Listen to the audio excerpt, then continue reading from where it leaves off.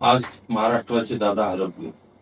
महाराष्ट्र राज्याचे उपमुख्यमंत्री अजितदादा पवार साहेब यांच्या विमानावर झालेल्या भीषण अपघातात अजितदादांचे दुर्दैवी निधन झाले.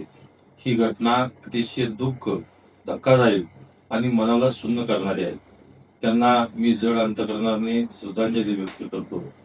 जनतेच्या प्रश्नासाठी पाटील 5 वाजल्यापासून तळमळीनं काम करणारे ते खरे लोकसेवक होते. राज्याच्या जडणघडणीत त्यांनी दिलेले योगदान व महाराष्ट्र कायम स्मरणात ठेवी. दादांचं अकाली जाणं हे त्यांच्या कुटुंबासाठी आणि संपूर्ण महाराष्ट्रासाठी आम्हा सर्वांनाच एक धक्कादायक आहे. प्रशासनावर जबरदस्त पकड आणि महाराष्ट्राच्या सर्वांगीण विकासाचा ध्यास असलेले धडाडीचे नेते अशी त्यांची ओळख होती. महाराष्ट्राच्या इतिहासात सर्वाधिक वेळा उपमुख्यमंत्री पद भूषवण्याचा विक्रम त्यांनी नोंदवला होता. त्यांनी महाराष्ट्राच्या राजकारणात आपली एक प्रभावी कार्यपद्धतीची छाप सोडली. त्यांच्या निर्णयाने महाराष्ट्राने एक कणखर, शिस्तबद्ध, वक्तशीर आणि कार्यतत्पर नेतृत्व गमावले आहे. ही पोकळी कधीही भरून निघणारी नाही.